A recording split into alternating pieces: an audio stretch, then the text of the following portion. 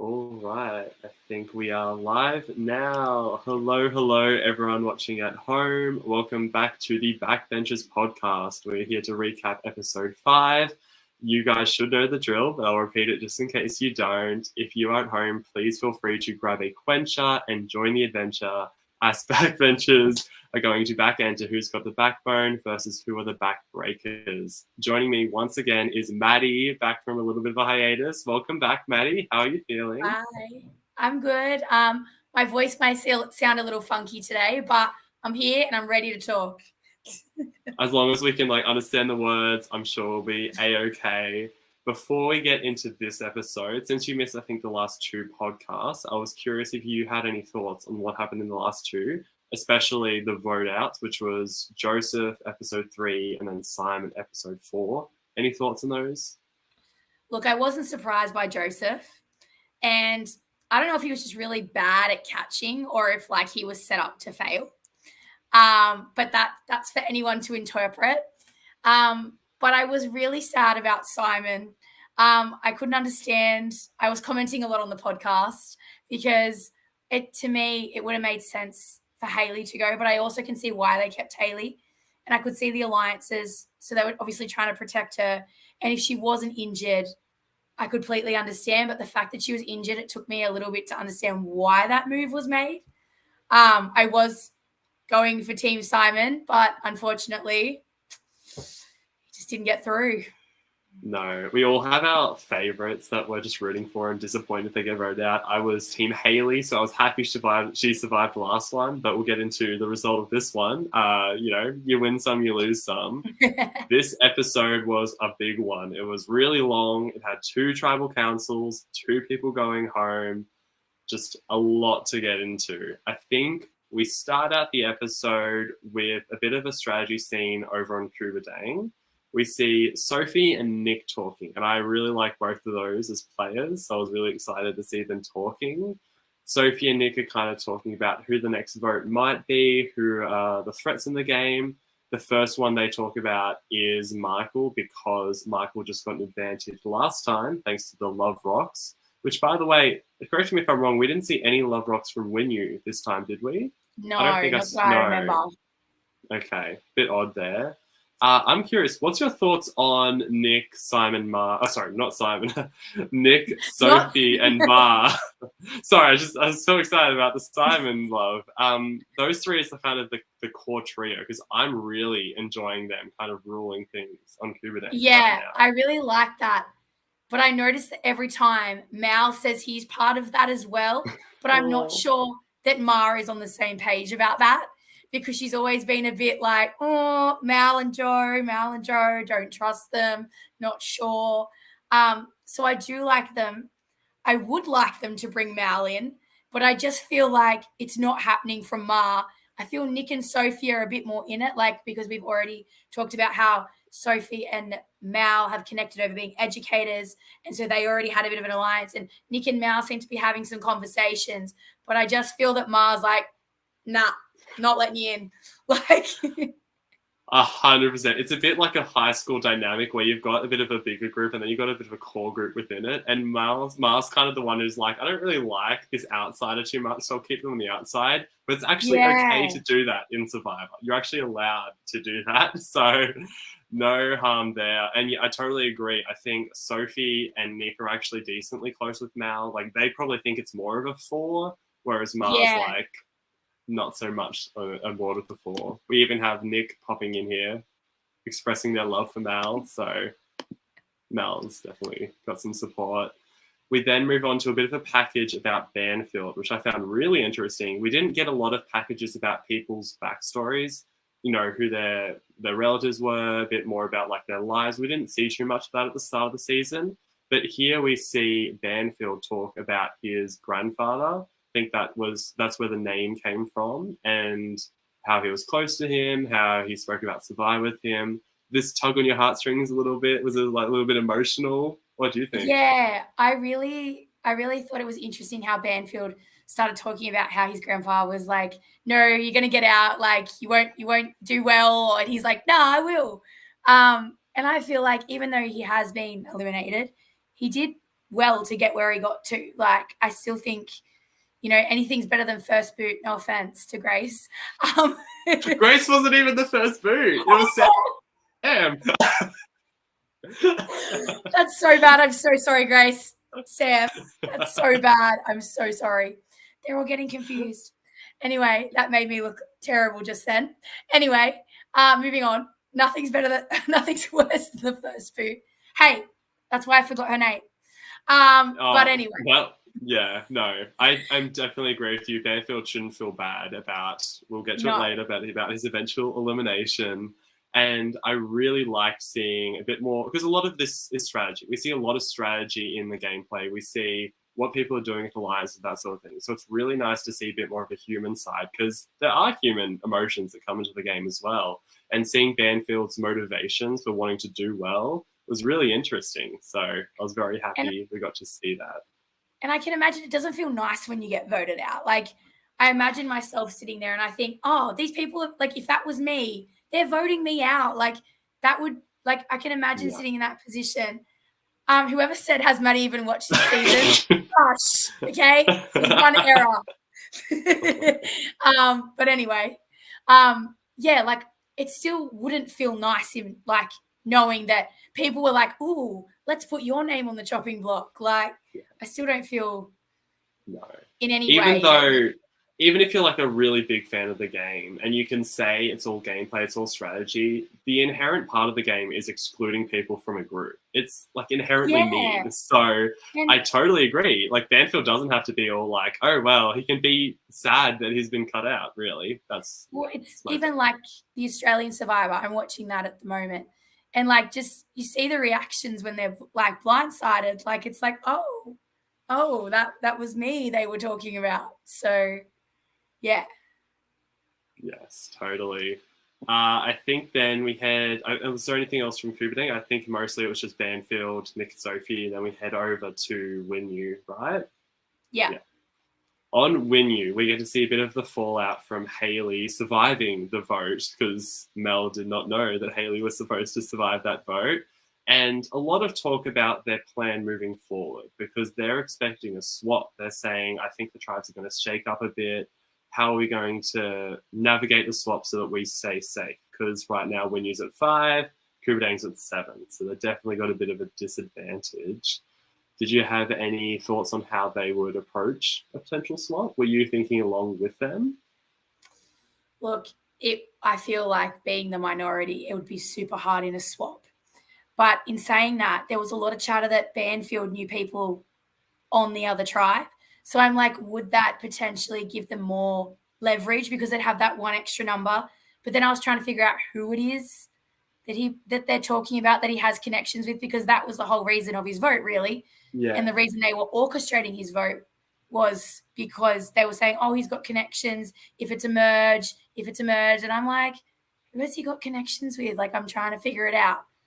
I think the person they said was James. I'm not 100% confident in that one. Yeah, I'm pretty sure it was. Yeah. But at the same time, I was just like, I don't know about that. Like, I don't know if he would necessarily be loyal to those on the other tribe. But people were thinking he was going to flip if there was a merge. Yeah. And it's always a concern when you have a lot of numbers, you don't want to start losing those numbers. So that is a potential reason as to why they were thinking that he might be the one to go. On Winu, we hear basically a bit from everyone about who they're close with, who they're worried about. We hear Mel, after she's been blindsided, she's worried about James. She feels like James in particular was one who kind of didn't want her to know that Simon was going. So, and also, I'm not sure if you remember this, but Mel also gets Anna's name wrong again. She's like, Amy, Anna, I'm not 100% sure about which one it is. It's one of those two, though. Sam, Grace, same, but different. It's so easy to mix people's names up, isn't it? Exactly. Mylo, haha, not Maddie. Sorry. Yeah, no, it was quite a humorous moment. I wonder if she'll actually get it. Like, when we go tomorrow in the next episode, is she actually just going to be like, I know it's Anna, don't have to worry, it's not Amy, it's Anna. We'll see. In saying that, Anna's been playing a fabulous game. Mm-hmm. Yeah, I was very, very impressed with Anna. We'll do our awards later on today, but I definitely think I'll give one of my awards to Anna because I was really happy with how she was doing.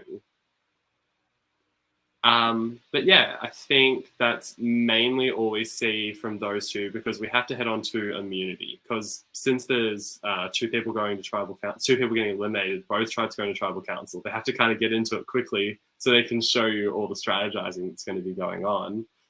This immunity challenge, before we get into the immunity challenge, they had a massive reaction to Simon going out. They haven't had a massive reaction to anyone else going out, but they were surprised that it was Simon. Were you were also kind of surprised it was Simon, I was very surprised, and their reaction also, like we were just as shocked as each other. But yeah, I did find that I could understand why they were surprised. Like, why didn't Hayley go? Like in their minds, it was the easy. We all vote Hayley out of She Toddles, but it didn't happen. And I think in the last couple of ones, it was who didn't do well in the challenge was the one that went home as well with Joseph and Grace sat out. So yeah, and I think that Kubadang have been quite say this in a nice way, cocky with their wins. So I think that, they have, like, I just remember seeing Mal with his little muffin and he was like, ooh, and it's like not win you, it's lose you. And I was like, ooh, someone's a bit sassy. A little bit much, yeah. I was like, oh, wait till you have to go to tribal. And then when they found out it was a double, I was like, well, that's what you get. That's what they get. Now you're losing. Lose you is on Kubadang. I was actually really happy it was a double tribal just to see both tribes have to scramble because we haven't seen Kubadang have to scramble really the whole game. The Grace vote wasn't a big worry. No one really seemed that against the Grace vote. So now they've had to go. It's going to shake up their dynamics a little bit. Might be really interesting going into merge if this is going to cause some cracks. Going back to the immunity challenge though, this was both really interesting and also really gross. I don't know what they taste like, but I imagine they were probably really disgusting. Have you tasted some of that food? I've heard about some of those foods tasting really gross. I was personally concerned that when they talked about the egg, that there was a baby chicken inside because I know that's a delicacy in some countries. So I was very concerned about that because, just the fish eyes, like all of it. Like, I think if I had to rate it from least to worst, I think obviously the first one, the arrowroot, but even still, like, I would think an arrowroot biscuit. I've heard other people thought it was an arrowroot biscuit as well, but then actually seeing it, I was like, oh, that would be dry as, like, and just the concept of the fish eyes. It wasn't just one, it was two, like. There was some honest, strong gameplay in that. Like, kudos to Anna. Kudos to all of them who were, like, eating through it. I was surprised more people were just like, no, I'm good. Don't need immunity that bad. I'm not going to choke this down. And I also kind of felt bad when Ma was like, all right, Nick, you can go. And I was like, but he ate all of this food. And now you've just said bye-bye. And I was like, why did you keep Michael? We will talk about that because I think that's a very interesting decision on her part. Yeah, the food items, I don't know about the first two. It was like sardines. I don't know what dry arrowroot tastes like, so I couldn't really judge that. But fish eyes, it did look, It was a bit like, I've had a Weet-Bix without milk once. I imagine that's like a dry Weet-Bix. Yeah. But fish eyes, oyster in jelly for some reason, and then also the centurion egg. Yeah, I loved how Mel picked up the jelly and just, like, ate it off the ground. I was like, that's dedication. I was very impressed by that. Very impressed by that. I totally agree when you said it was. I thought the egg would have, like, the chicken in it. I think that's called balut, something like that. That is definitely something they often have done. Not this time, but I imagine it was still pretty hard to eat. Pretty rank. Still pretty. The color of it said anything. So. Getting some opinions here on the arrowroot. Try eating a handful of sand from the Sahara Desert. That has more moisture than a dry arrowroot. Okay, so maybe have a water bottle if you're ever planning on eating that. As for the rounds, I think, so Sophie is sitting out because of her sacrifice, and she has a nice surprise face that she's sitting out because she's pretending that wasn't part of it. Honestly, best one to sit out.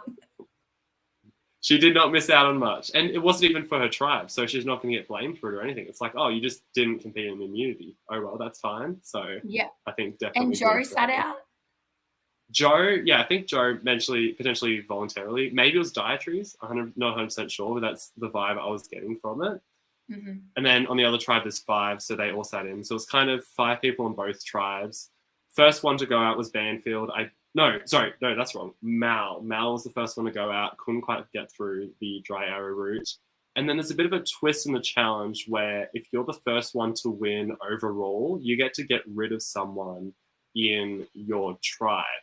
And then because Anna won, even though James finished second, she actually chose to get rid of James, I assume it was because James was doing well in the competition. She wanted James to not win it. But I was surprised by that choice because I thought she would just get rid of Mel.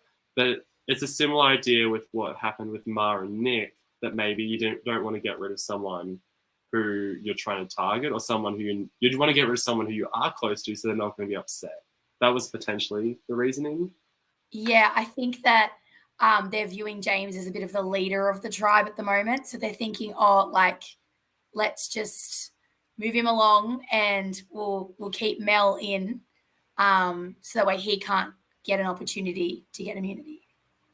Yeah, which not a bad idea knowing what happens. So Joe was dietaries, which makes sense. And also Ma has this lovely comment. Apparently Michael, Anna, and herself can swallow anything. Good to know. So yeah, we've lost James and we've lost Mal in the first round. We go into the second round, which is sardines. We then lose Banfield. I think he starts throwing up or spewing or like spitting it out at the back. Didn't even finish it. And then on the other one, John goes out this round as well. So then we're actually down to the 3 women. It seems like women were doing a bit well on this challenge. They were just like eating it well, and the guys were just not doing it. Next round, I think it was, Ma won, and Ma got rid of Nick.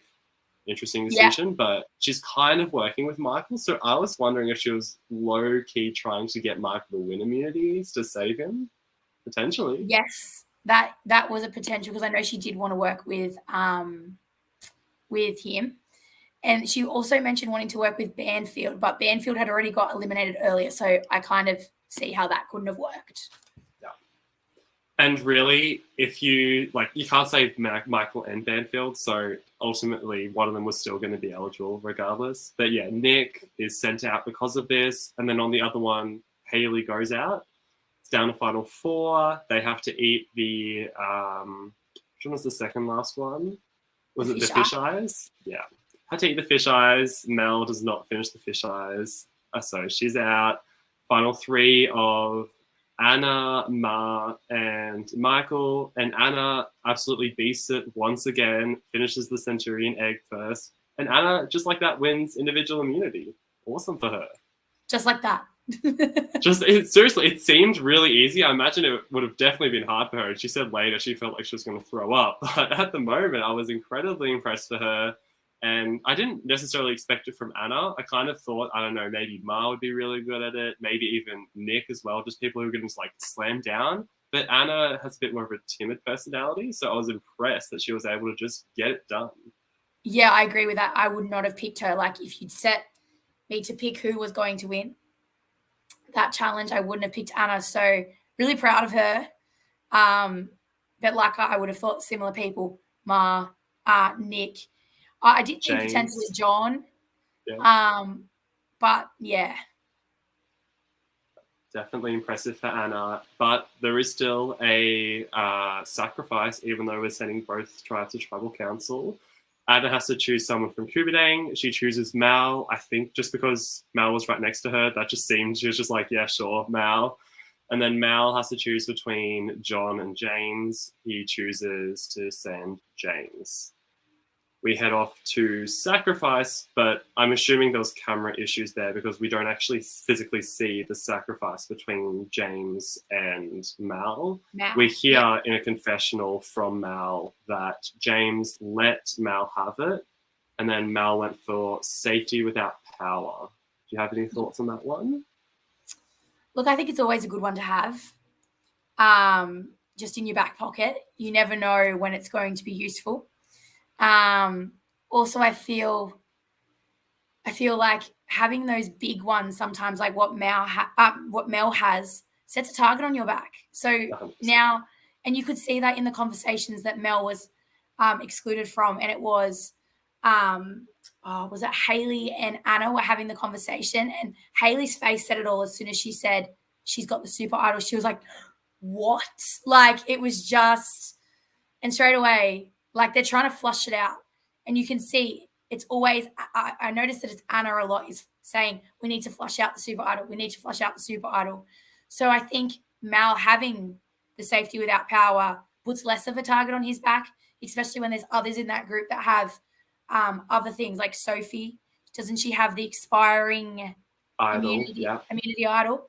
And then you've got Michael, who's got his legacy one. So it's also like, I don't think it puts as big a target on Mal's back that he's got that.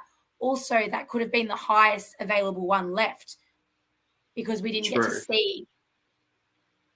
I think all those points are exactly what I was going to say. It could have been the highest one left because we've lost Super Idol, Steal a Vote, and Expiring Idol. So those are 4 really good ones there.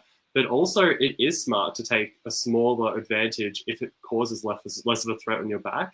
You could just survive one round when you really need to survive this one round, rather than have something like an idol where people are just going to keep going after you until eventually it's gone. And as we saw, Super Idol is a massive, massive target because who wants to be out, if you save it for later, Mel just might be safe for later. You don't know. Exactly right. Yeah. Then I think we mainly head over to both tribes just to see what the strategy going into the double tribal is going to be. Over at Winu, there's less options than there are at Kubadang, so it's really anyone of the 4 is in danger who isn't immune. People are talking about, the first conversations we hear is we want to flush Mel's super idol, so get at least 3 votes onto her, but then we have to decide who that other person who isn't Mel is going to go home. Initially, it seems to just fall between Hayley and James. Like those, it seems like John's relatively safe. It seems like Hayley or James are the ones that are going to be targeted. Obviously, Hayley's going after James. James is kind of going after Hayley. Did you agree with the decision that those 2 should be the ones to go? What would you have done?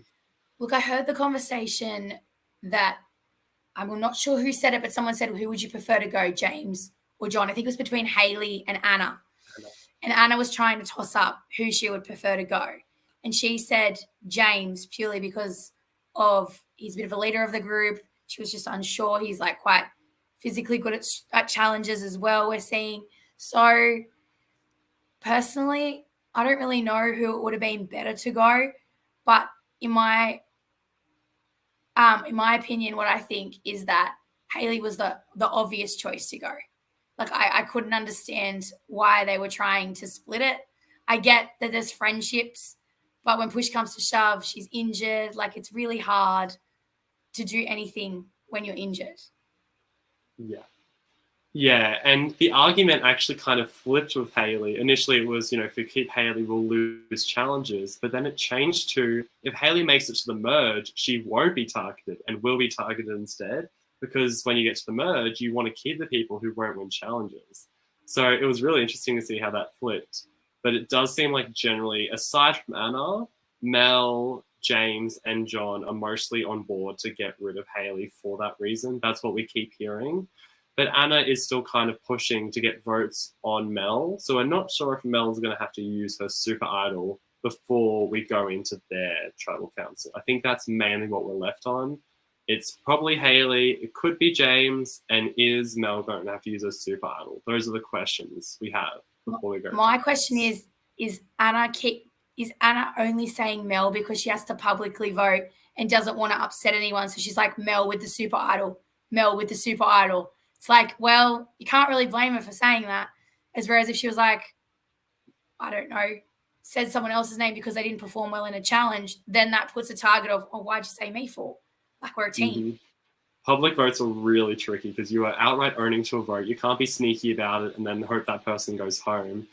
Funnily enough, Anna's actually voted for Mel, I think, twice before already. She actually voted for her like the first 2 times. This is the 3rd time she's voted for Mel. I think it was probably a smart move to not upset James, maybe not upset Haley, or if she just wanted to stand by Haley as Haley was going. I don't think it was a bad thing. I think it was a bit of both, actually, that she probably did want Mel to use the super idol, but she also didn't think it would blow back on her for saying Mel. So I think you are right in saying that. But before we go to their tribal, oh no, do we see their whole tribal? I think we see their tribal council after we see Kubadang strategize, right? We see, yeah, okay. Yeah. So over to Kubadang, where despite having more people, it actually seems like there's less options to go home. It never really seems like Nick, Mal, or Sophie are really in danger. It's between Michael, Banfield, and Joe. Those are the names we hear quite a lot. And at the start, at least, everyone's saying Joe. That seemed to be what it was. It was just everyone was on Joe. Yeah, I agree with that.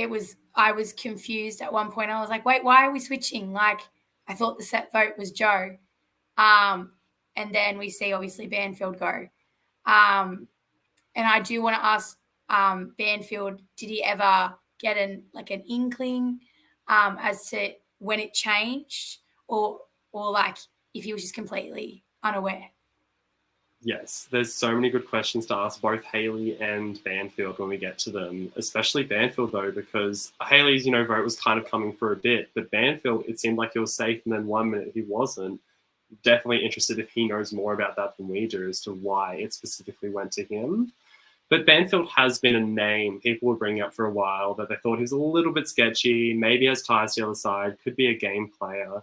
But at the start, it seems like Joe's going, and Ma, I think, probably had a thing to do with that because Ma has always been, for a while at least, has been against Joe and Mal and sees Joe as kind of a number she's not with. So I understand why Joe was the name brought up. Now, this was really interesting, though. It seemed like it was Michael who changed the vote to Banfield. I'm not sure if you saw that, but Michael went over to Sophie and was like, you know what, I think Banfield should go. Yeah, and they had a little conversation. Yeah. I was stunned by that because we've heard Michael and Banfield kind of be a bit of a pair. So I was really surprised that it was Michael, of all people, who was starting to switch the vote. But once Michael got on board and Sophie got on board, then Nick got on board, and it just kind of set the ball rolling of everyone switching their vote over to Banfield. At least that's what it seemed to be. Look, in my opinion, if you're saying your name's Blake, saying your name's Banfield, it's a little bit sketchy. Like, am I going to trust you? I don't know. Yeah, the segment earlier in the episode where it was like, so Blake, Bradley, Banfield, and then Michael's like, but I heard Blake Banfield, so where'd Bradley come from? And it was quite humorous.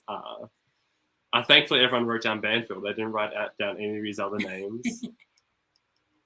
Oh, we've got a bit of a sneak preview here. Banfield knows everything about why he got voted out. So he's going to be able to give us some good info. Michael only looks after Michael. Good to know.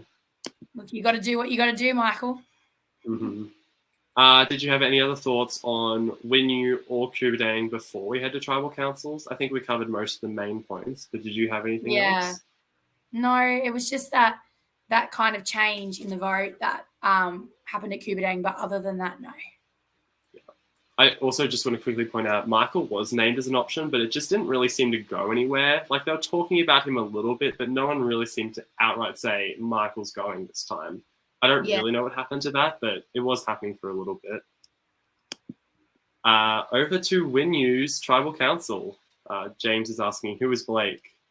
Interesting. Pretty sure you were the one who said Blake, James.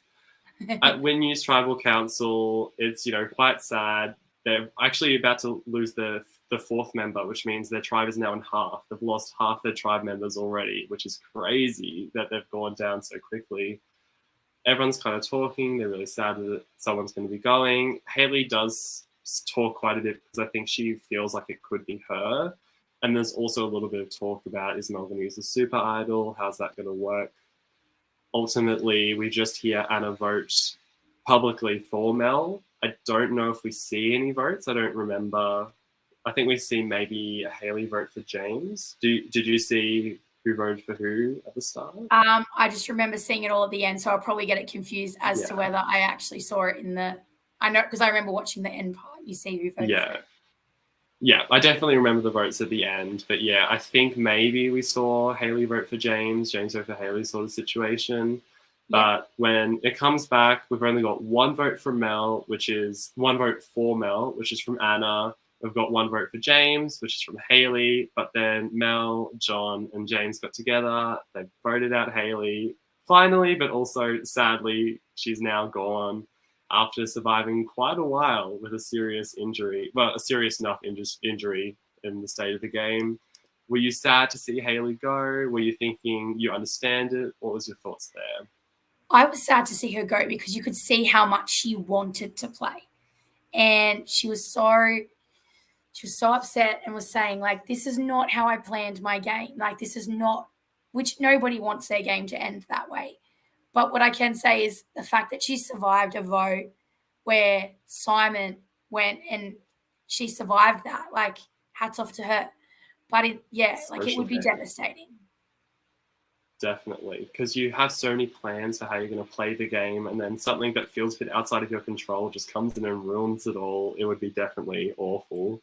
And I think she rolled her ankle in a challenge, wasn't it? In the first challenge, tug of war, yeah. Sophie popping in, I definitely did see this. Sophie kind of brings Ma over. It's Sophie, Ma, Nick. I assume Mel as well, potentially. And she's like, I got an idol. Yeah. Yeah.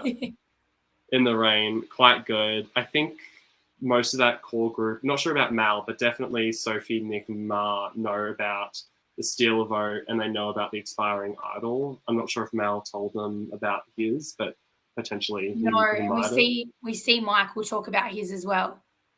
Yeah, Michael talked about his. But his is a bit weird because if he gets voted out, he has to give it to someone, and I don't think he wants to tell them too much about it because he doesn't want to give people a reason to vote him out.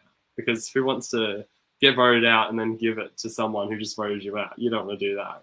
Yeah, but I'm also surprised that people aren't kind of buddying up to him a little bit, like, trying to make it, because he hasn't really got an alliance now that Banfield's gone. So I feel like someone should swoop in and kind of like be his pal and kind of like a Shawnee and a Liz of the Australian Survivor, and like, so you know that you're going to get it. Like, I'm going to get it.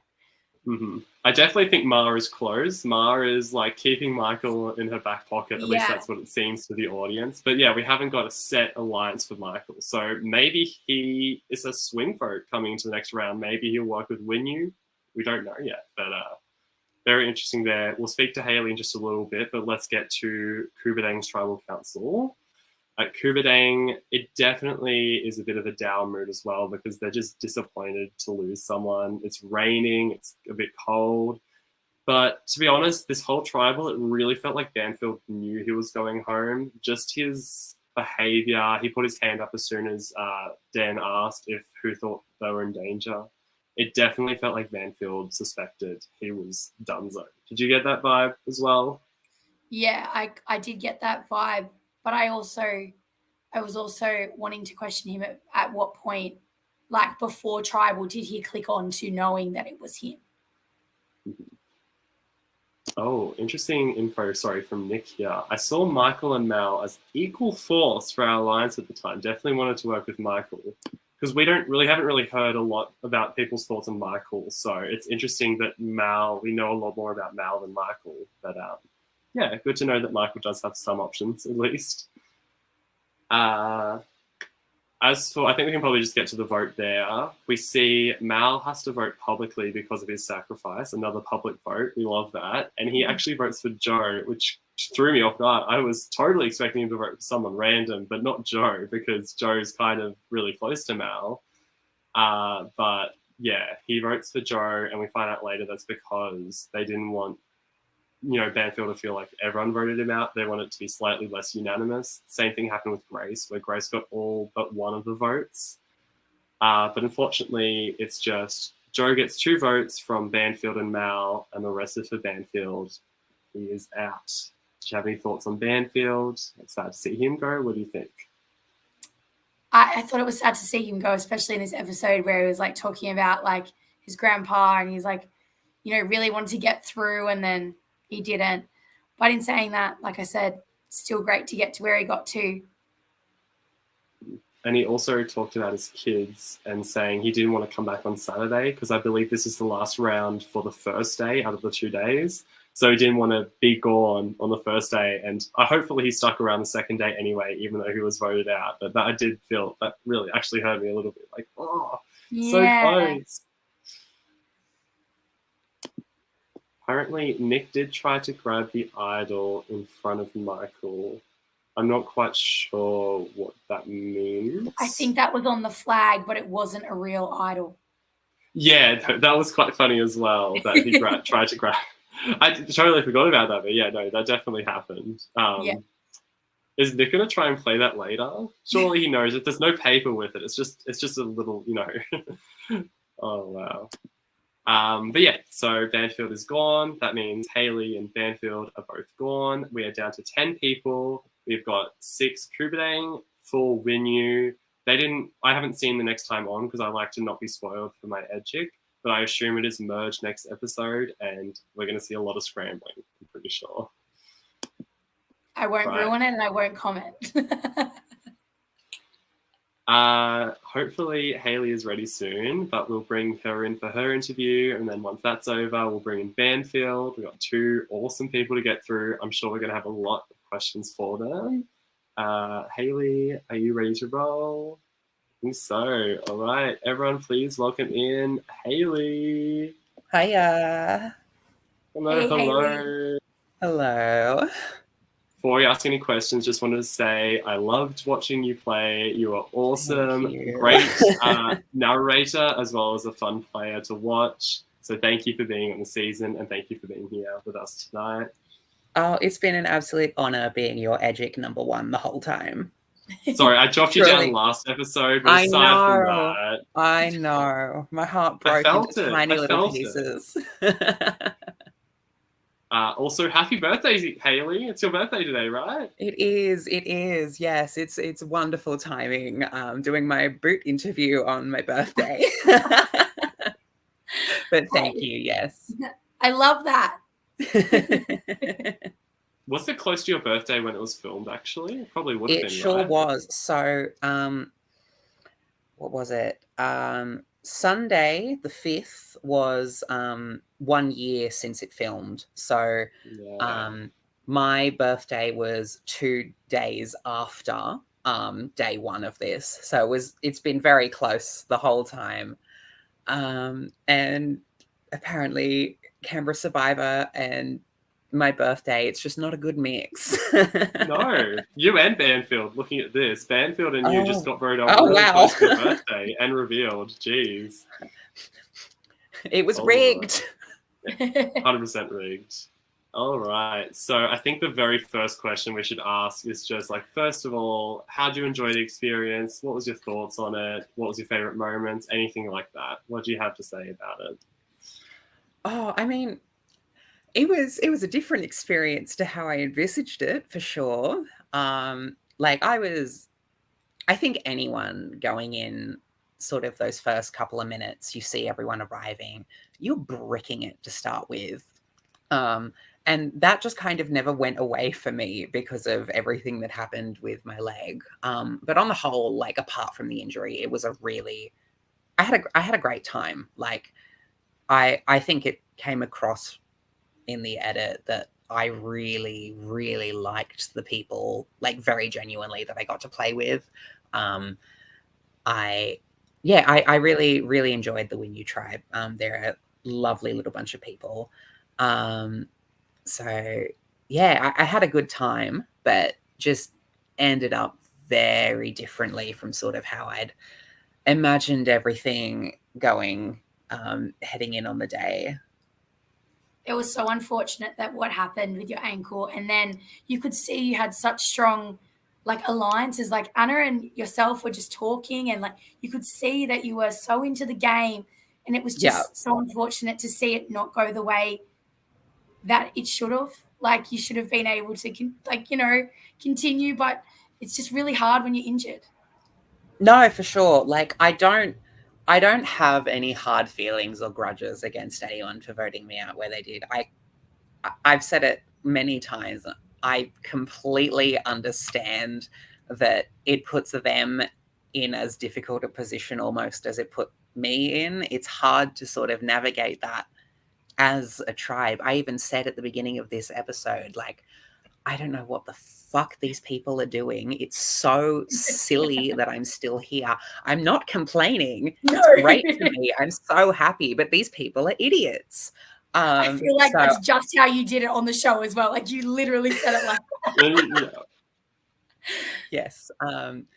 Yeah, no, it's kind of like everyone was in a really, really bad position there. I think the Win tribe as a whole was kind of just a systematic attempt on my psyche, and the ankle was part of that. Yeah, you could see the genuine. Oh, sorry, Mylo.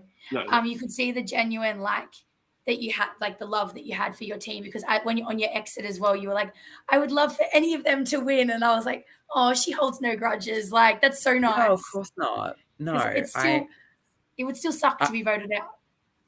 Oh yeah, don't get me wrong. Like, it cuts off right before I start just bursting into tears again. Oh, I'm a very emotional person at the best of times.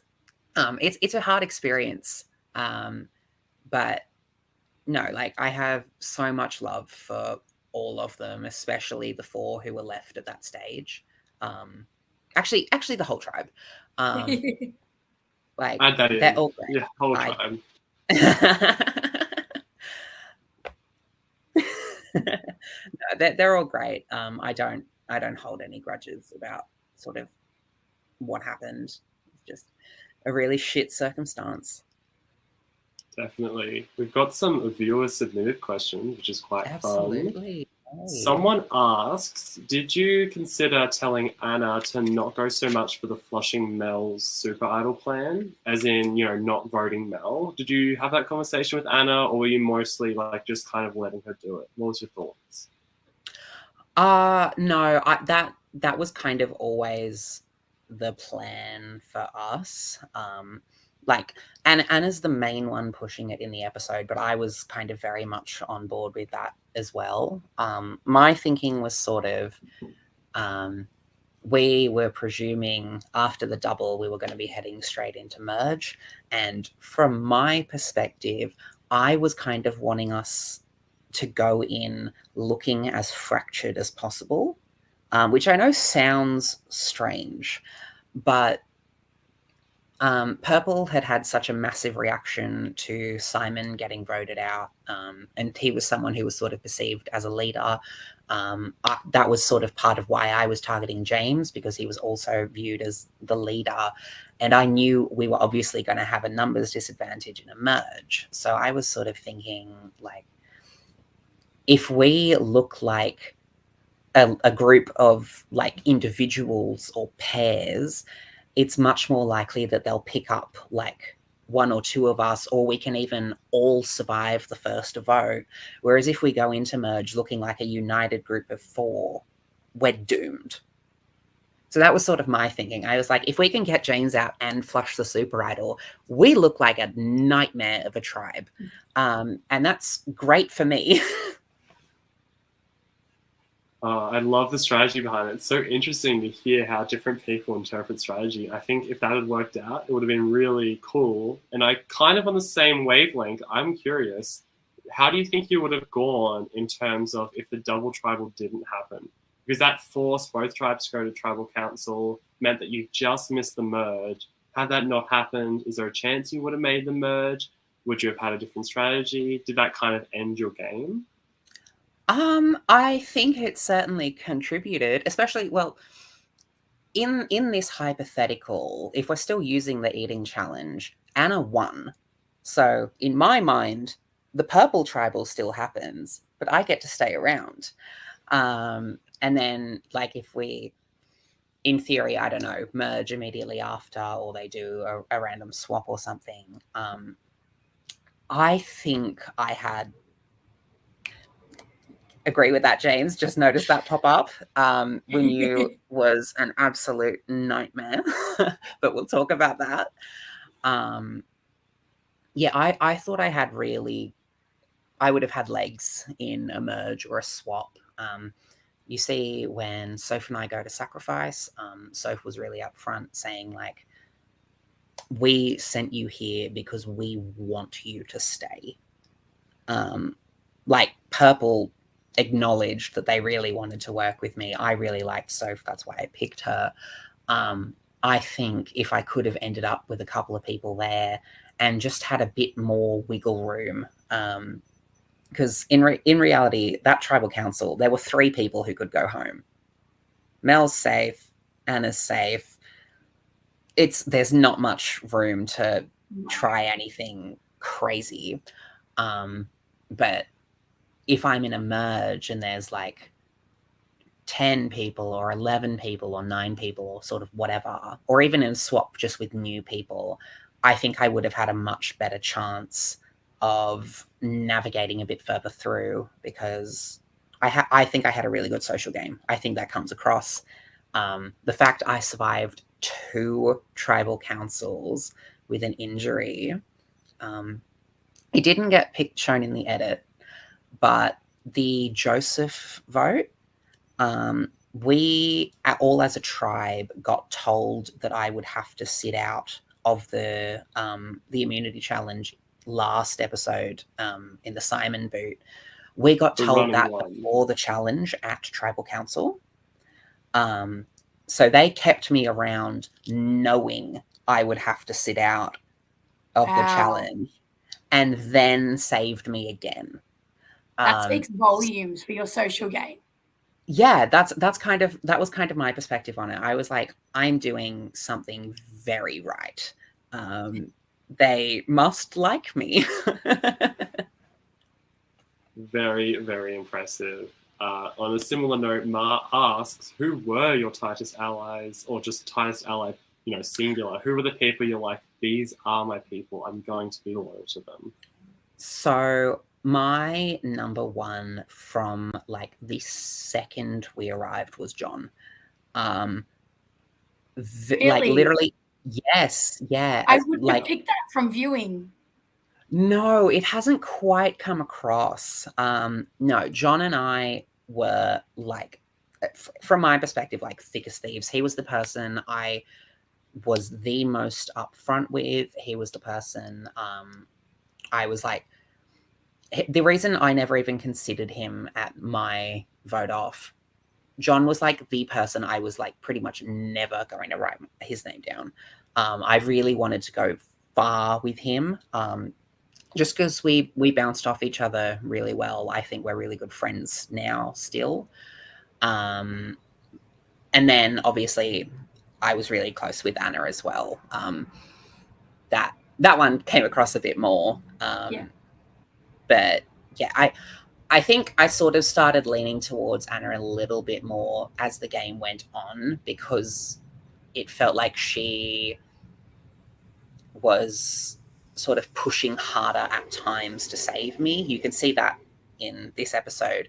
She asked about giving her necklace away.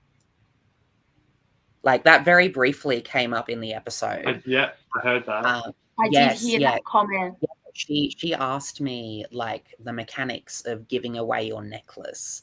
And you had to confirm to her that she could. I had to tell her how it worked. So that to me implies that she was at least considering giving it up to me. So yeah, John and Anna, I adore them. I was very, very tight with them the whole time. And yeah, they were definitely my tightest allies. That's good info, because I totally agree. We didn't really, like, from watching the season, I didn't think it was you and John. I would have even guessed that you were closer to James than John, just from what we were seeing. But that does make sense, because James constantly talked about, like, I want to save Haley, I want to keep Haley as my number, doing his whole fish analogy. So that's just the way I was looking at it. Another question that I think will be very interesting for you. Yeah, do you regret your decision regarding the sacrifice? You chose not to take the sacrifice. Do you regret that at all? I knew this was coming. I know I copped a bit of flack for that decision, and it's like, obviously hindsight is 2020.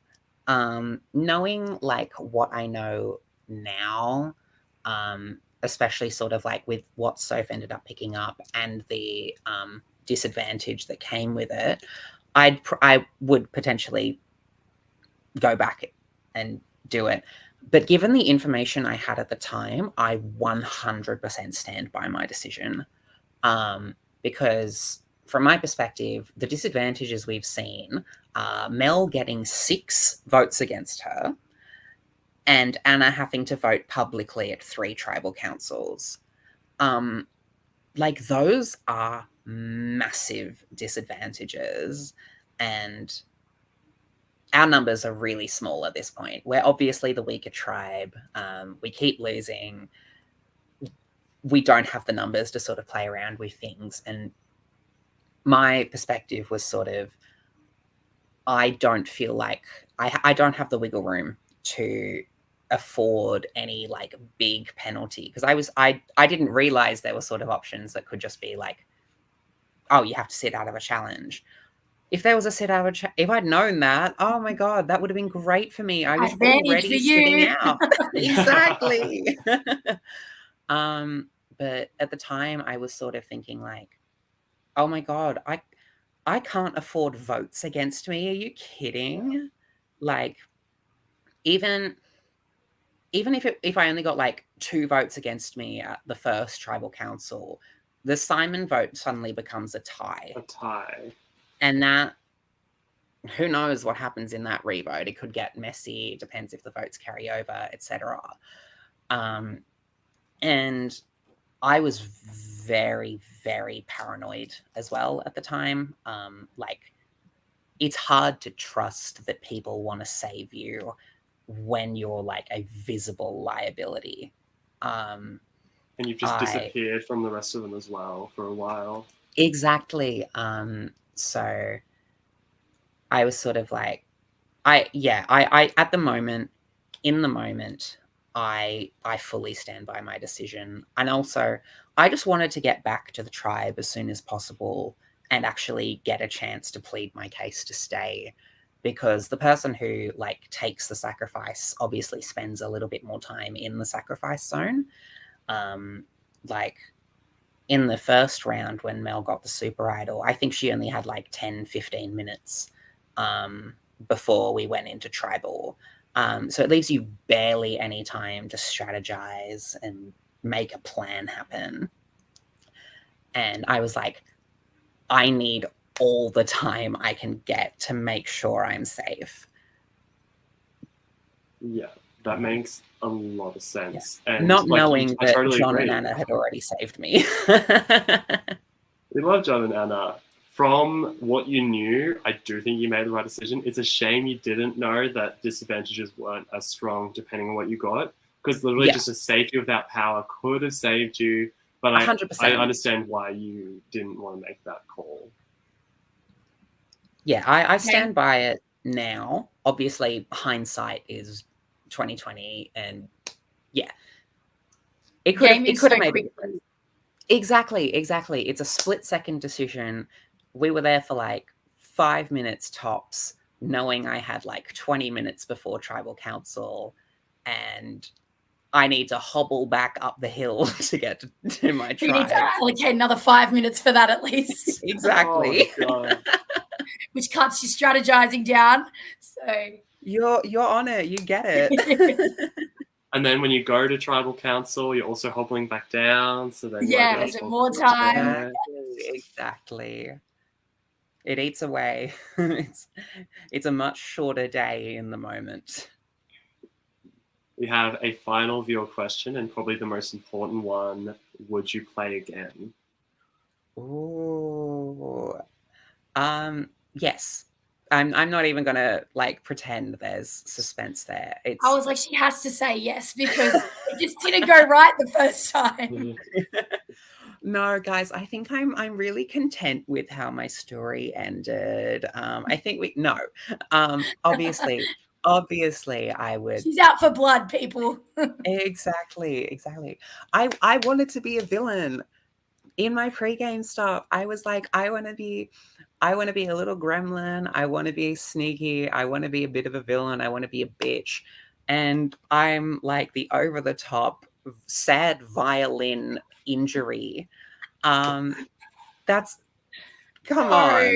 Let No, me don't play like that. let me have my Regina George moment. I would absolutely come back in a heartbeat. It's so funny that you wanted to be the villain, and you're probably the most heroic force out of the three modes so far. Oh, 100%. It's not even close. And as soon as it happened, I was like, everything I said is a lie. Look, you tried, Hayley. Okay, you can't help what happened. I did, and at least I got to call my tribe an idiot for saving me. So that's maybe I can get like a little M tone as a treat. We'll see. Maddie, did you have any questions for Hayley? Who would you have liked to have gone? At that tribal? Yeah. Oh, James. I voted for him. Yeah. Yeah, he, again, sort of because he was the leader. That's what I wanted to confirm. Was it because he was the leader? Yeah, that was part of it. I also it was very clear he trusted me the least out of everyone who was still there. If I hadn't been picked to go to sacrifice and I had a bit more time to play around, I actually wanted to get rid of him at the Simon vote. I don't think it would have happened. But because John was really anti any sort of split happening. But I wanted to keep Simon around until he started gunning for me. Dang, you and Simon could have been running it. I know. I really genuinely wanted to keep Simon, and then I came back and they were like, he's voting for you. And I'm like, great, that's awesome. That ruins everything.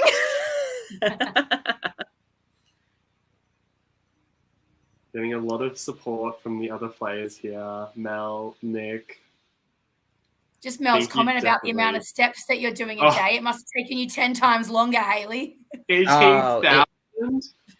It was a lot of walking. I think some of the Wynyard people who've already been on have mentioned, like, we were uphill, our camp.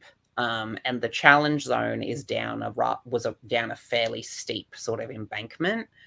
And when you're going like back and forth to tribal, to challenge, to camp, to challenge, to whatever, and especially for us who didn't get a single reward, there were 3 rewards out of 4 immunity challenges, and the one challenge we won didn't have a reward. Wow. Were you actually hungry? Like, could you feel yourself wanting food? Was it actually at that point? Yes, until they told us it was a gross eating challenge. And I was like, you are just evil. These producers are evil. This is shenanigans. I don't want in. we do see some remorse from Mao. He's like, I do feel bad for them because it's raining and they've had nothing to eat. Yeah, it was really hard watching Kubadang walk away with every single reward. And then like the one challenge we won, we didn't get anything. And I didn't even get to meet Connor. Like, yeah. I was living out his story. I got injured. Connor got injured. It would have been so poignant. All right. Do you have any final thoughts before we head over to Banfield? Any final things you want your Survivor Season 2 experience to be after? Oh, look, I've probably talked enough. I'm a bit of a rambler. I just wanted to say again, like, thanks to Dan and Liv especially for putting this whole thing on. Thank you to the cast for being around, even the shits who voted me out. No, I love them all. There we are. No, I really love them all, and I'm very grateful for the opportunity. And thank you both for this tonight. Oh, thank you as well. Thank We love you. hearing Castaway's thoughts because we don't get to know everything. So it's lovely hearing what you have to Absolutely. say. Thank you for Have being a with great us, birthday. Hayley. Yes, Thank have an you. awesome birthday. Thank you. Bye. Thank Cool. Oh, we love Hayley. Any thoughts before we head over to Banfield? Because he's ready to go as well. I'm ready for Banfield. Let's do this. Wow. 2 interviews in a row. Here we go. Welcome in Banfield. Hello. I love that enthusiasm. Yeah, it's only 10:30 at night and I want to go to bed, but it's fine. Oh, God, sorry. Geez, we'll try and keep it. as quick as Try we and get can. this Wow. going, you know? It's fine. Kids, sleep deprivation, it's nothing new. True. I'm working at 6 a.m. tomorrow morning, so I feel you right there. Like, I should Sorry, be I thought asleep, you but said- I thought you said you didn't want to go home on the Saturday to go back to your kids, and now you want. What's going on?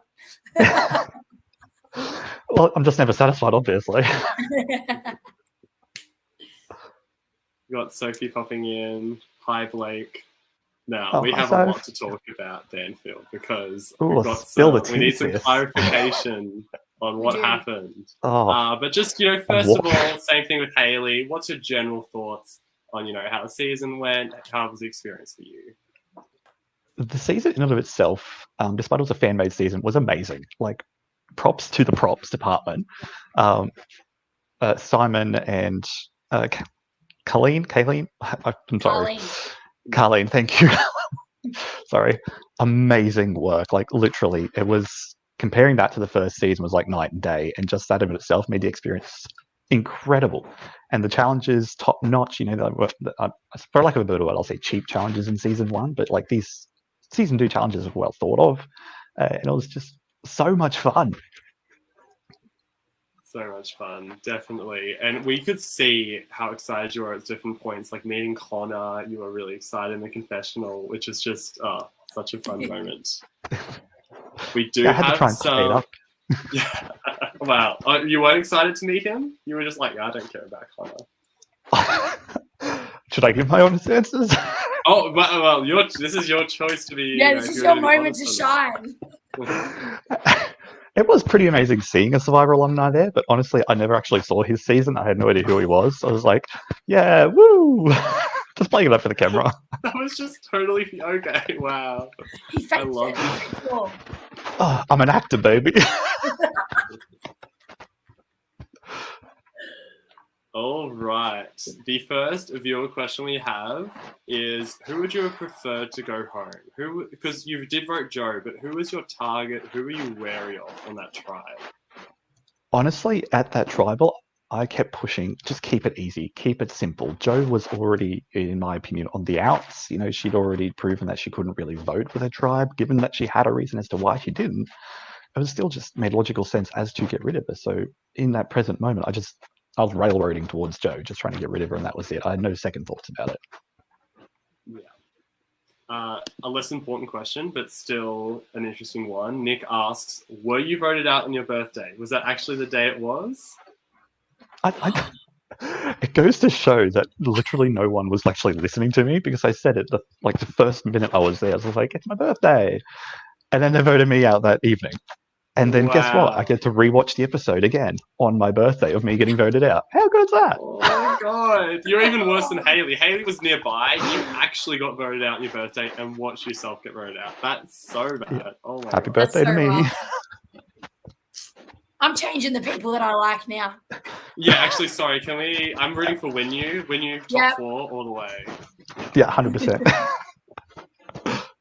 All right. So here's the question we've all been wanting to know. What caused your downfall? What caused you specifically to go home? Do you know? Me? Oh. It was the flakiness of your name. Changing your name constantly. It was a name gate situation. Honestly, it was. No, straight from the get-go. When we started this game, before we started the game, we were all just huddled in a group, just sort of getting to know each other. And when we were saying each other's names, I was like, "Oh, I just like to go by Banfield." And it's like, "Oh, okay. Well, what's your first name?" And my brain, for whatever reason, just decided to say Banfield. And I was just like, "Wait, that doesn't make any sense in the back of my brain." But I was just like, "Okay, I guess I got to roll with this now." I just had this social anxiety about it, so I didn't bother correcting myself. And it's like, "Oh, so what's your last name?" I was like, "Oh no." what have I done? I've already just screwed myself. Like Michael, before the season knew me going into the game, so straight away he just had this weird face. I was like, okay, whatever, you do you, boo. Don't matter me. But then straight at the first challenge, my first name gets ratted out, obviously, with James when we go to the tug of war. He was like, oh, by the way, oh, good luck, Blake. And then the whole tribe, just straight away, I could hear them just like, oh, what? So I was screwed straight from the get-go, honestly. But going into that tribal, what was happening was Mal had gone off to the sacrifice with James, and what wasn't shown was that James had... I don't really know a better word to say, but I guess slandering and dragging me to Mal at the sacrifice. So that's why that wasn't shown, was because I just asked Daniel, what was James saying about me? And he's like, oh, it wasn't really great. He's like, I'd prefer really not to get dragged, I guess. So he respected me there and just didn't air any of that. So Mal came back to Nick, and then they went off and had a big chat about me. And how James said all this kind of stuff. And then so Nick came back to the tribe, and then they just all huddled together in this one little group. Like, I'm surprised it wasn't on camera, but this whole like group, besides me just standing up by myself, just watching the group, like all sad in the background. And then I could see their mouths moving, just going Banfield. And I was like, oh, well, okay, cool. But at that point, I was just well defeated. Like, I was drenched. I was just borderline walking pneumonia. It was awful. So I was like, you know what?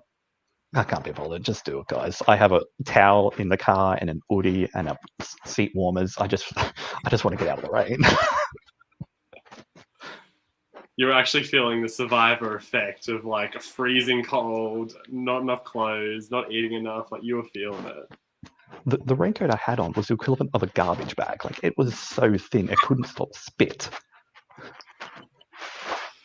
So, okay, that's really interesting information regarding your target. On the episode, we see Michael kind of go off to Sophie. Was that before or after this? Was that related at all? Do you know? If you don't know, that's fine. Say again, sorry.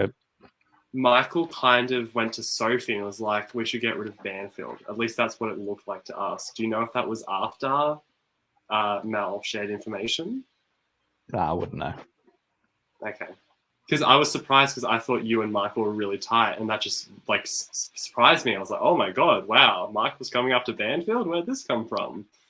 It was a bit of a misconception, because at the time, so Michael and I had a very good, first chat kind of thing. But then after like the third challenge, he just stopped talking to me altogether outside of group settings, like, which was pretty much true with like everyone. I don't think I actually had a one-on-one chat after like the third challenge. No one was like bothered talking to me. I had to force myself into group settings and group conversations and things, but no one really wanted to align with me. I was actually on my own for most of the game. Yeah, interesting.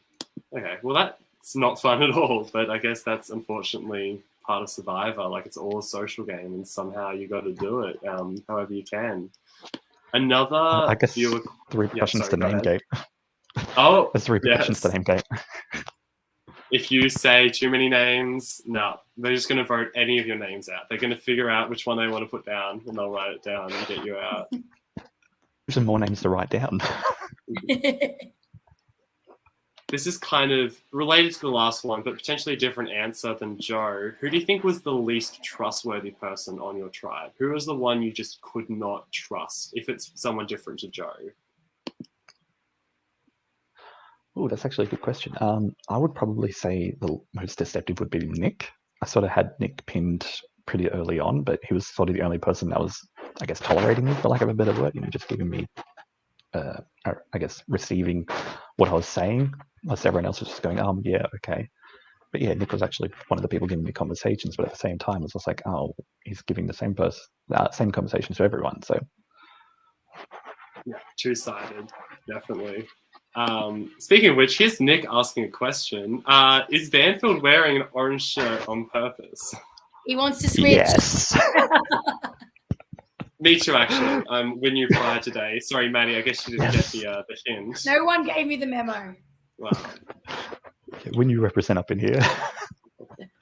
In your final words, though, you were quite nice about Kubadang. Did you still share those thoughts now? You're like, yep, still rooting for Kubadang? 100%. I've got no bad grapes with everyone, in all honesty. The game's the game. That's what it is. At the end of the day, what could I do? I screwed myself. I was my own worst enemy the whole game. And I can't do anything else. And, it was the gold honest truth. What was a little bit disappointing was that after I was voted out, I gave a 30 to 60 second long speech about how I wanted the tribe to, stay tribe strong. I was so proud of them and all this kind of stuff. But that just got cut out. And it's like, all right, Banfield, get out of here. Like, oh no. So you actually stood there and you were like, guys, I'm so proud of you. Don't know hard feelings. Get this together. And Dan's like, nah, boring. Cut it out. Cut. Yeah, pretty much. Maybe it's foreshadowing that they don't stick together. Ooh, we'll see. Another question, again, really similar to what we talked about, but just like hitting the nail on the head. Is there something that you would have liked to change? Is there like one person you wish you spoke to more? Is there an action you wish you didn't do? Like, is there something that really sticks in your mind? Namegate. Namegate, you think like that was the main thing? That basically destroyed me straight away. Like from there, I was done. Like my game was over because no one could trust me, no one could talk to me. I wish James wasn't there. I guess James wasn't playing on the Orange Tribe because he just dragged me to hell. But I think maybe putting more effort into the challenges, because I did sort of. I didn't want to put in 100% during the challenges. I didn't want to put 100% into the game because I already knew going in I had a bit of a threat being the tallest person there and having a very outgoing personality. I was already a threat that was pinned by Mal straight away in episode 1. So, and then I also put myself out there by taking my name out of the plate rock draw thing. So when Joe was putting the rocks on a plate, there was only 6 plates there instead of 7. Because I was the 7th plate, and I was like, look, I'm not going to play. And I'm already putting myself out there. The nail that sticks out gets hammered, right? Yeah, I was actually going to ask about that way back in episode 2, because I noticed that 1 plate was out, but I don't know if it was named at that point. No one told us who it was. So it was actually you. What was your reasoning? Just didn't want an advantage? I was trying to downplay my threat level. I was like, I'm not going to be in the run for an advantage. An advantage would kill me.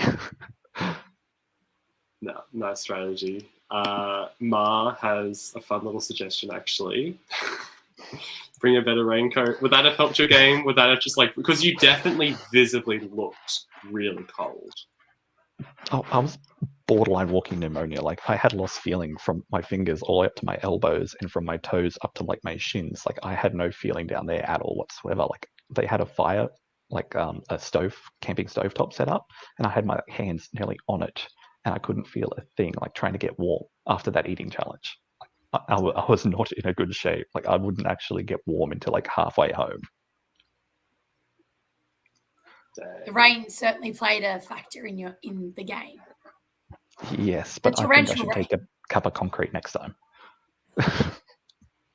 You know what? Mother Nature is one of the strongest game players there are in this game, really. You can just be rained down like crazy. And would it be Survivor Canberra if it wasn't raining heavily at least some of the time? No. So, we've got some fun. Yeah, sorry. You go. Sorry. The worst part I was going to say was that the torrential rain downpour happened straight after the running challenge. So I was like overheating and over-sweating after that challenge. And all of a sudden it'd be freezing cold directly after. My body was like borderline in shock. Haley asks, was there anyone from Winu that you wanted to play with if you had the chance? I would guess not James, but is there another person? Well, you're bang on the money there.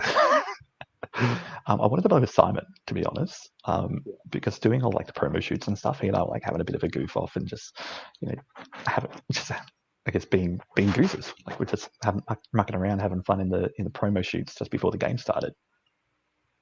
Yeah. Funnily enough, James has actually voted me out of a Survivor thing online as well, so I can say it here. Don't trust Wolfie. He will backstab you. Would you have sacrificed if you went to the ultimate sacrifice zone? Really interesting question, because I was disappointed you didn't go. I think you would have been fun to watch. What would you have done though? 100% I would have sacrificed. I knew I had no alliances. I had nothing to lose, essentially. I needed something, just anything, to give me just sort of, information to gain an alliance, because no one could trust me because I already had an end game going on. But if I went to the sacrifice, came back, and sort of told the truth to, one or two people, I could have built something from that, but I had nothing. So even just going to the sacrifice would have been something. So why did you change your thoughts on advantage then? Because you didn't want the public advantage, but you were happy to go to the sacrifice and win one? That happened before I was basically just thrown to the scrap heap, essentially, because when my plate was when I took my plate out of the situation, I felt I was in a pretty good situation because unbeknownst to, I guess, the season, was that the Pink Ribbon Alliance in like episode 2 or something. I sort of started that, essentially. I saw Sophie, and Nick just having a little chat off to the side, and then Michael and I were walking past, and I said, "Oh, guys, come in here, come in here." It's like, "Oh, what do we do?" I was like, "Look, well, there's 5 of us here right now. Who's not here? Grace, Joe, and Mal. Me personally, I don't want to get rid of Mal because I like Mal, and plus, older people always get voted off first, right?" And so I wanted to keep him around for that too. I don't know if that's bias or not. So I was like, "Look, it's going to be between Grace and Joe. So you guys want? I personally would vote Grace. What do you guys think?" And I sort of got that chat rolling. So I was like, "Look, I feel like I'm in a good position right now. I feel like I'm controlling something." So that's sort of why I wanted to downplay my threat level, because if I already have some sort of, I guess, my own personal opinion, control over an alliance, I thought I might be in a good position. But then very swiftly, like 2 challenges later, I was on the bottom. So yeah, that's why I changed my mind very quickly. Makes sense. Wow. And obviously you don't want to look back on it too much with regrets, but it's really interesting the path where Anna picks you instead of Mal for sacrifice, and you might have gotten the safety of that power. You said this, I think, in your exit interview, but you would have played something if you had it right. You were reasonably confident you were going. I essentially 100% knew I was going at that point. So yeah, if I had any sort of safety, absolutely, I would have just gone like, "Well, you guys vote between yourselves. I'll see you at the merge." Because I kind of just wanted to take it out of Mal's pocket, but obviously you can't steal stuff. You could try, but I don't think Dan and Liv would be too impressed by that. One last question from me. I'll then hand over to Maddie so you can ask some.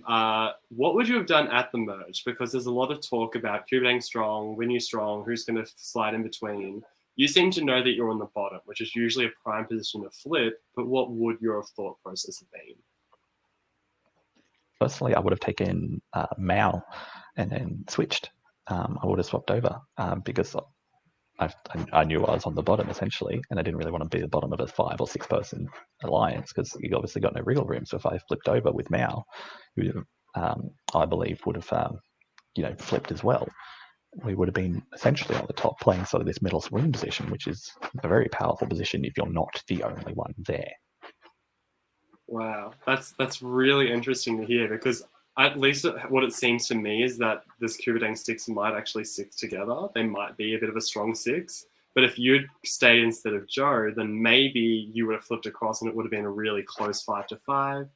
I'll have to see. But Maddie, do you have any questions? Sorry, I've just kind of been asking all of them. No, that's okay.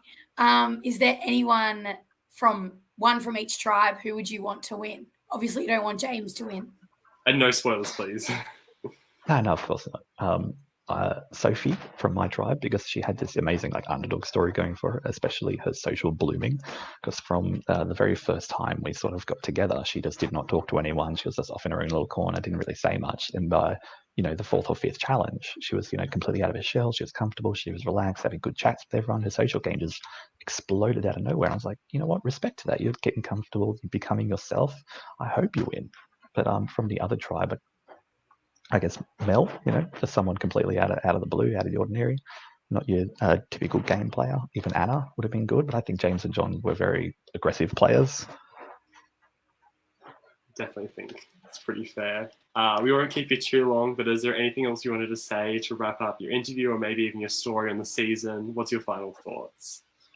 I just wanted to say this quickly. Before the game actually started, I was the first person there, and James was the second person there, Wolfie. And I went up to him, and John was just walking around the corner as well. And I went up to James and I said, "Hi, my name's Banfield. Nice to meet you."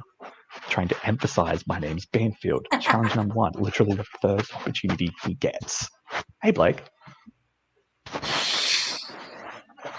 Threw you under the bus. Wow. Right away. When we interview him, I'm 100% going to call him out on that for you. So Let's do it. don't worry about it. Yeah. Keep it there, Me and Maddie.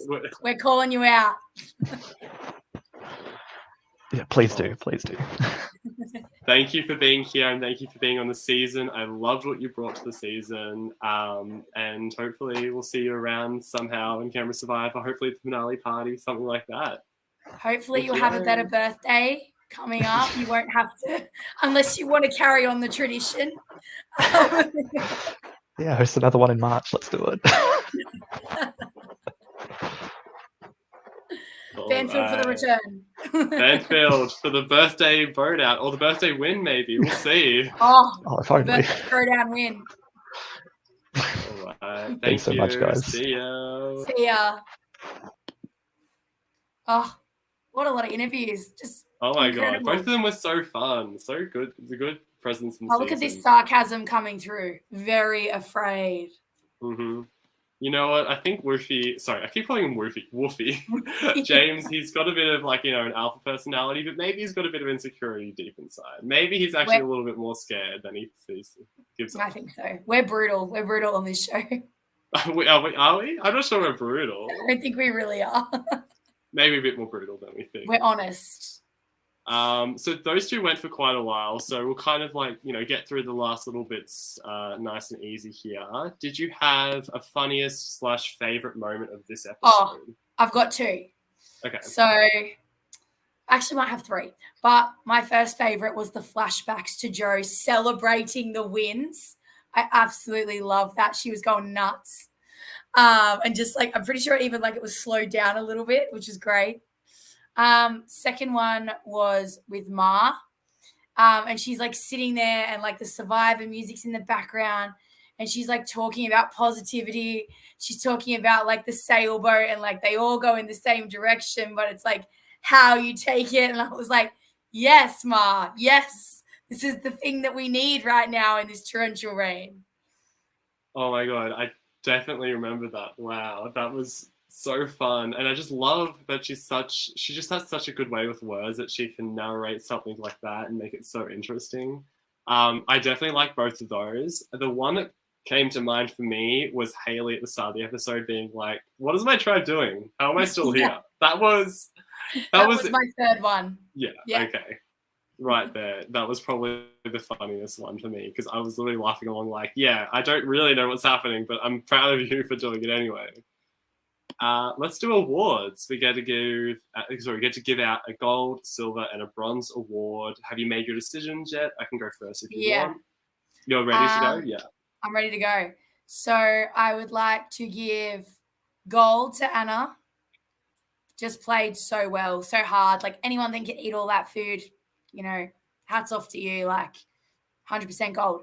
Silver, I think silver I would like to give to Ma. Just for the positivity. Loved that. And bronze. Bronze. I'm not even sure who I'd like to give bronze to. I think I would like to give it to Sophie. I'd like to give it to Sophie because she let people in and she shared her advantage with them. So that was nice. Well, funnily enough, you just picked the exact same top threes I did in a different order. So that's quite convenient. Way. Literally, I'll go up from bronze to gold. Bronze, I had Anna. I think Anna played this one really well. The only question mark for me is how is she going to go into a merge with Mel? Are they actually going to work together or is it going to be a little bit of a separation?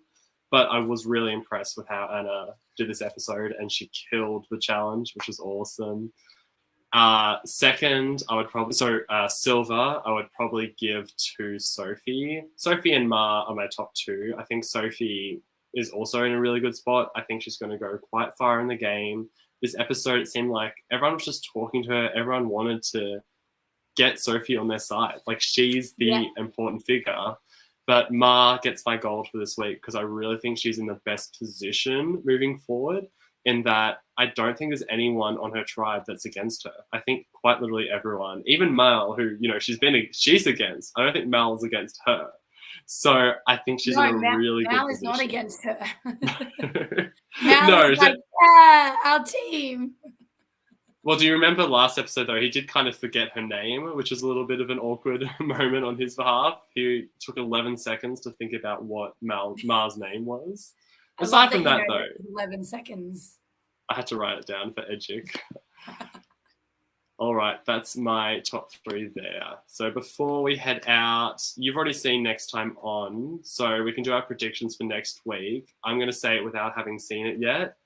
I do think that a Win You member is probably going to leave first. I could be wrong on this, but I just don't think when you have people like Nick, Mar, and Sophie, they're really smart, really strategic. I think they know that keeping the numbers together for maybe 1 vote is really smart.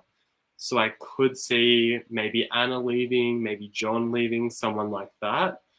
But I could also see it being really chaotic. I don't think it's going to be a simple 6-4. I think there could be more to it than just that. Yeah. What do you think? I don't want to give away too much for you because you haven't seen it. But I do feel there's some Kubadang people that might be willing to move. Oh, okay. Wow. That's exciting. I don't actually know off the top of my head which Kubadang person's willing to move. Maybe Michael? I think there's people that are willing to move. You personally? Okay. Yeah. All right. I'm very excited. I think this episode was really good. I think next episode is also going to be top notch. It should be scrambling, lots of fun. We get to see everyone together. Like, what is James and Mar going to do together? Can they even coexist? I don't know. I don't know. That's like 2 fierce leaders.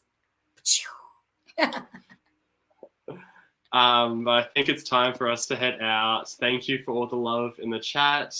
Backbenchers will probably be back again next week, same time. Though I'm not sure who the other co-hosts will be, but thank you, Maddie, for being with me this time. Such a fun personality to come on. Do you have any closing thoughts before we head out?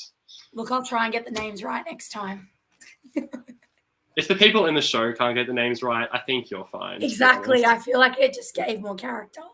Yeah, no, thanks for having me, and I'm sure I'll be on soon, hopefully again.